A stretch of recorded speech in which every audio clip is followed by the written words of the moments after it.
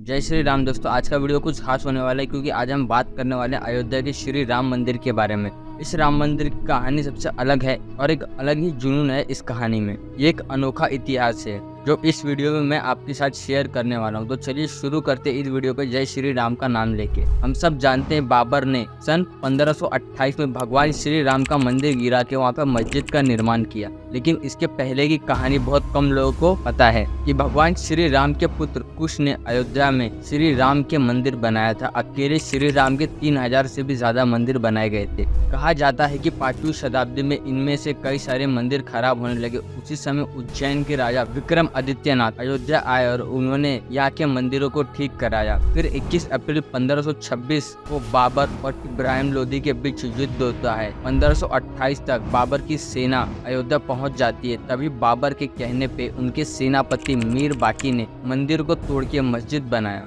ये वही मस्जिद था जिसे आगे चल के बाबरी मस्जिद कहने लगे। ये वो दौर था जब मुगलों का शासन हुआ करता था। फिर साल 1717 यानी बाबरी मस्जिद बनने के बाद जयपुर के राजा जय सिंह कोशिश करते हैं कि मस्जिद और उसके आसपास की जगह हमें मिल जाए। वो जानते थे इस जगह को लेकर हिंदुओं के लिए क्या आस्था है, क्या मायने रखता है ये जगह। जय सिंह उस समय मुगलों के साथ संबंध भी अच्छे थे पर वो ऐसा नहीं कर पाते, लेकिन वो मंदिर के पास एक राम चबूतरा बना देते हैं जहाँ हिंदू पूजा कर सके। मगर मंदिर गिराने के 250 साल बाद भी हिंदू भूले नहीं थे कि मंदिर को तोड़ के मस्जिद कैसे बना। इसके बाद 1830 में ब्रिटिश मार्टिन ने एक रिपोर्ट में बताया कि मस्जिद के अंदर जो पिलर मिले गए हैं वो मंदिर से लिए गए हैं। ये रिपोर्ट सामने आने के बाद बहुत बड़ा हंगामा हुआ। इसके बाद सन 1885 में यानी आज से 138 साल पहले यह मामला अदालत में पहुंचा। निर्मोही अखाड़ा के महंत रघुवीर दास जी कोर्ट में अर्जी दी थी, लेकिन कोर्ट ने उसे ठुकरा दिया। मगर इस एक घटना से हमें ये पता चलता है कि निर्मोही अखाड़ा कब से राम मंदिर की लड़ाई लड़ रहा था। ये वो दौर था जब अंग्रेजों की देश में हुकूमत हुआ करती थी। कांग्रेस के एजेंडे में भी राम मंदिर का जिक्र कहीं नहीं था।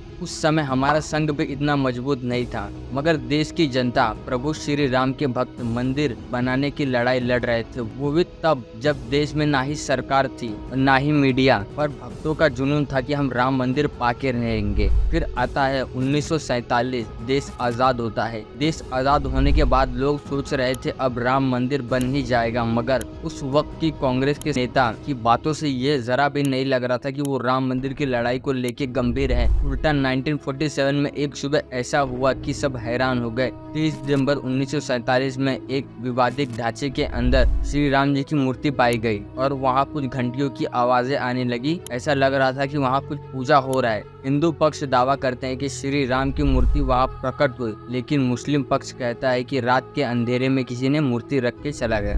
घंटों में वहाँ भारी भीड़ जमा हो जाती है और ये बात प्रधानमंत्री तक पहुँच जाती है। प्रधानमंत्री जवाहरलाल नेहरू डिस्ट्रिक्ट मजिस्ट्रेट को ऑर्डर देते हैं कि जल्दी से जल्दी मूर्ति हटाई जाए और माहौल शांत किया जाए, लेकिन के नायर ने साफ इनकार कर दिया था क्योंकि वो जानते थे अगर मूर्ति अभी हटाएगा तो बहुत भारी हंगामा हो सकता है और यहाँ का माहौल और भी ज्यादा बिगड़ सकता है। के नायर ने साफ साफ इनकार कर दिया। फिर 26 दिसंबर 1947 को फिर से उनको एक चिट्ठी आती है कि मूर्ति को हटाया जाए, लेकिन उन्होंने इस्तीफा देना ही सही समझा और वो इस्तीफा दे देते हैं। साथ ही में एक सुझाव भी देते हैं कि मूर्ति के आसपास गेट बनवा दिया जाए। तो जवाहरलाल नेहरू को ये बात अच्छी लगती है, फिर वो वहाँ पे गेट बनवा देते हैं और उसके बाद उनका इस्तीफा भी कैंसिल कर देते हैं। इसी बीच बहुत सी ऐसी घटना होती है जिसमें हिंदू लगातार लड़ते हैं और बहुत सारे हिंदू घायल हो जाते हैं। ऐसी बहुत सारी घटनाएं होते रहती है। फिर 1980 में बीजेपी का शासन आने के बाद राम मंदिर के आंदोलन को लेकर चीजें सामने आने लगी। ये वो वक्त था कि संघ, आरएसएस और बीजेपी अपने अपने तरीके से आंदोलन को तेज करने में लगे हुए थे।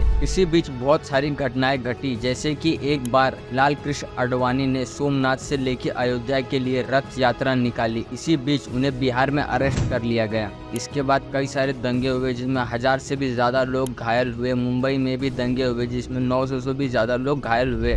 इसके कुछ सालों बाद तब सब शांत चल रहा था। 19 के दशक में बीजेपी दोबारा केंद्र में आने के बाद लोग राम मंदिर को लेके जागरूक होने लगे। फिर एएसआई को जांच करने कहा गया। एएसआई मतलब आर्कोलॉजिकल सर्वे ऑफ इंडिया, ताकि पता लगाया जा सके कि पहले वहाँ क्या था। एएसआई की रिपोर्ट आने के बाद एएसआई ने साफ कह दिया था वहाँ पे मस्जिद के नीचे हिंदू मंदिर की कुछ पत्थरे पाए गए हैं। ASI का पहला ऐसा साइंटिफिक फैक्ट था जिसे लेके अदालत का बेस बनाया गया। फिर अदालत ने अयोध्या की जमीन को राम जन्मभूमि ट्रस्ट, निर्मोही अखाड़ा और शून्य वक्फ बोर्ड में तीनों में बराबर बांट दिया। लेकिन तीनों को इसे जरा भी खुशी नहीं थी, जिसके बाद 2011 में मामला सुप्रीम कोर्ट पहुंचा, मगर वहां भी 7 सालों तक कोई सुनवाई नहीं हुई। फिर अगस्त 2019 में मामला से जुड़ी सभी पक्षों की सुनवाई पूरी हो जाती है। उसी साल 9 नवंबर 2019 को फैसला सुनाते हैं कि ये जमीन राम भूमि ट्रस्ट को दी जाए। फिर उसके बाद आप सबको पता ही है 5 फरवरी 2020 को गठन होता है और मंदिर का निर्माण शुरू होता है। दोस्तों, राम मंदिर गिराने के बाद 492 सालों के बाद